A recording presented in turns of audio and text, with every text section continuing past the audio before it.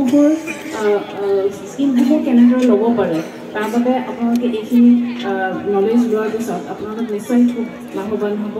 আৰু মই এই সময়তে এটা বিশেষ কথা ক'ব বিচাৰিছোঁ যে আপোনালোকে জানে যে আমাৰ গোটেই সমস্ত ৰাজ্যত এতিয়া অৰুণোদয় আঁচনিখন আকৌ অৰুণোদয় 2 নামেৰে আমি আকৌ আৰম্ভ কৰিবলৈ লোৱা হৈছে আৰু সেইটো এপ্ৰিল 2023 চনৰ পৰা আমি ইয়াক কাৰ্যকৰী কৰিম। তাৰ কাৰণে আমাৰ জিলাত 3783জন বেনিফিচিয়াৰী আমাক ইয়াত টাৰ্গেট দিয়া হৈছে আৰু তাৰ বাবে আমি প্ৰথম পৰ্যায়ত আমাৰ যিসকল সদস্য আছিলে আমাৰ ষ্টেট লেভেল মনিটৰিং কমিটিৰ যিসকল সদস্য আছিলে তেখেতসকলে চেকলিষ্ট আমাৰ হাতত জমা দিছে। তাৰপিছত আমি তেখেতসকলক আমি অলৰেডি ফৰ্ম দিয়াই দিছোঁ আৰু সেই ফৰ্মখিনি আপোনালোকে ফিল আপ কৰিব লাগিব আৰু এই ফৰ্মখিনিত যিখিনি আপোনালোকে তথ্য দিব লাগিব তাৰ প্ৰধান তথ্যটো হৈছে যে আপোনালোকৰ ফটোখন লাগিব, লগতে আপোনালোকৰ বেংক একাউণ্টৰ তথ্য লাগিব আৰু আপোনালোকৰ আধাৰ কাৰ্ডৰ তথ্য লাগিব।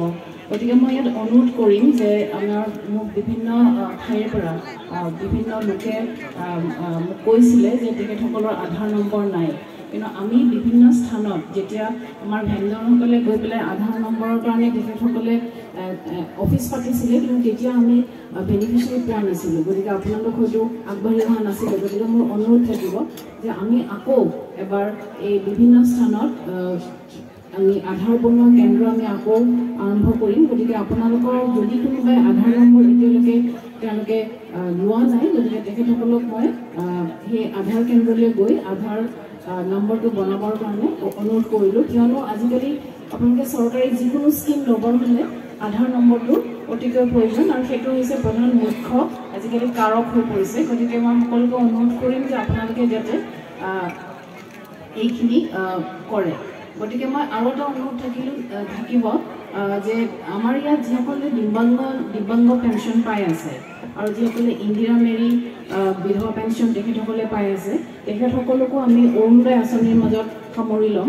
গতিকে সেই বেনিফিচিয়াৰীসকলকো আমি তেখেতসকলৰ চেকলিষ্ট আমাৰ খণ্ড উন্নয়ন বিষয়া বা ব্লক ডেভেলপমেণ্ট অফিচাৰৰ হাতত দিয়া হৈছে।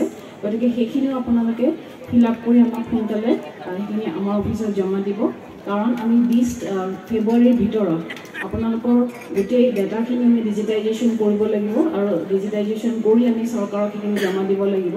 ইয়াৰ পাছত এপ্ৰিল 2023 পৰা আপোনালোকৰ 1250 টকা হাৰত প্ৰতি মাহে অৰুণোদয় পেঞ্চন আপোনালোকক দিয়া হ'ব। আৰু এই আঁচনিখনে এইবাৰ গোটেই ৰাজ্যত আগতে আমাৰ ইয়াৰ বেনিফিচিয়াৰী সংখ্যা আছিলে গোটেই ৰাজ্যত 17 লাখ, কিন্তু যেতিয়া আমি অৰুণোদয় 2.0 আমি আৰম্ভ কৰিম তেতিয়া ইয়াৰ বেনিফিচিয়াৰী সংখ্যা ইয়াতকৈ বাঢ়ি গৈ পেলাই 24 লাখ হ'বগৈ। গতিকে মই আপোনালোকক এই ক্ষেত্ৰত আপোনালোকৰ সহায় সহযোগিতা কামনা কৰিলোঁ।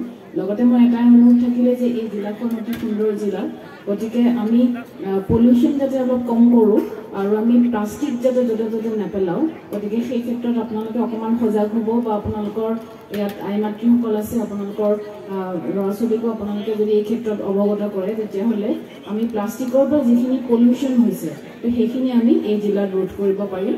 এয়ে মোৰ আপোনালোকলৈ অনুৰোধ থাকিলে। নমস্কাৰ, কাৰবাং।